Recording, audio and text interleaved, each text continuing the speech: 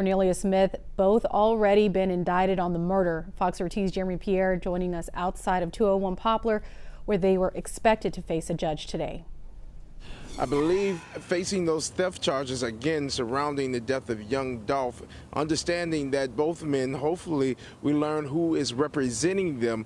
Last week they appeared in court, didn't have an attorney by their side. Last week, after learning of one high-profile lawyer here in the city of Memphis basically tell us he is not representing Justin Johnson or anyone involved in the young Dolph murder case, we made calls to several other high-profile attorneys here in Memphis who all told us that they have not been contacted by either family of Justin Johnson or Cornelius Smith, or associates of the two. Last week, both men again appeared in court for very short periods of time. Smith on the theft charge of that white Mercedes-Benz used as the gunman's getaway car in young Dolph's death.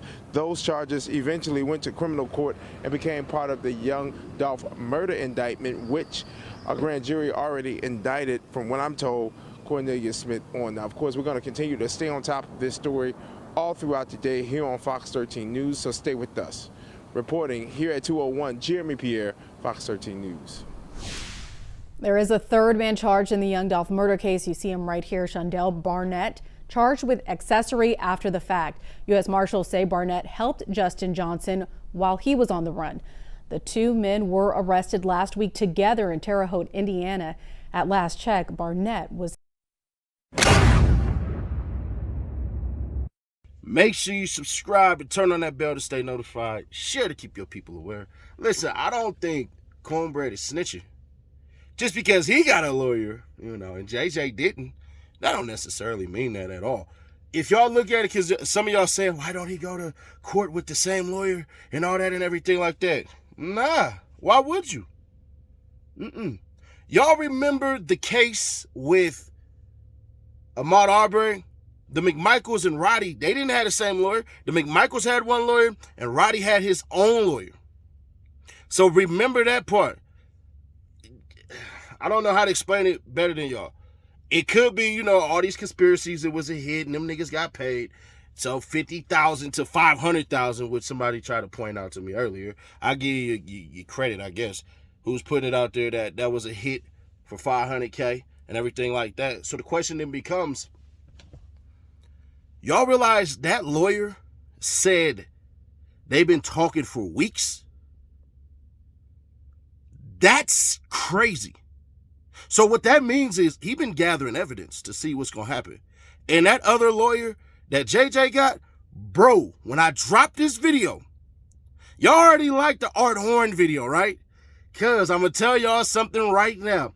Y'all going to love this other one too. Because Cuz is I ain't going to say he a dirty lawyer, but the people that he done took cases,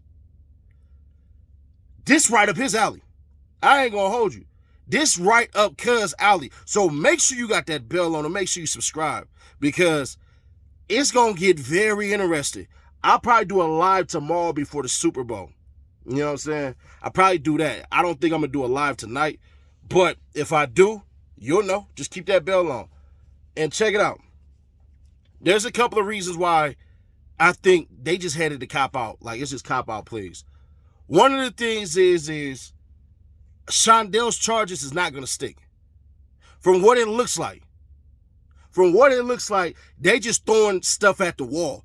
It don't look like they got an actual case, because they're not going to trial. I mean, they don't have another court date. Well, Straight Drop has a court date on Tuesday. So there you go. Y'all heard it here. Straight Drop has a court date on Tuesday, but they both not showing up for court until March the 24th. Either the 24th or the 14th. I'll get back to y'all on that in the next video I'll drop. I will tell you the exact time. But I just was curious. I wanted to see what the internet was going to say and everything like that. And, that alleged hit stuff is Cornbread didn't blow his money and JJ blew his money. So Cornbread already had the money. Ain't it crazy how Cuz looked all homeless and defeated and everything like that? But the whole time this man had a lawyer? What that tell y'all? Never judge a book by its cover, it seems. Ain't no telling who paid for that lawyer, how they got that lawyer. Now, you know, it could be that the family and blah, blah, blah, blah. That's more than likely. I would probably run with that scenario. It could be that the homies that he cool with raised the money, gave it to their family, and boom, too. Ain't no telling. But what if he had the money already? Just possible. I don't know, because it would have been interesting to see from the rip. It would have. Just imagine this, if you will. Imagine if Cornbread popped up at the first court date that they had with a lawyer, and you would have seen JJ didn't have one. Then what would have been even crazier, right, is if they popped up with a lawyer, and if JJ pops up with a lawyer, I mean, the Cornbread pops up with a lawyer, right? And knowing that JJ goes back to federal custody. The feds have JJ. They don't have Cornbread. Cornbread is with Shelby County.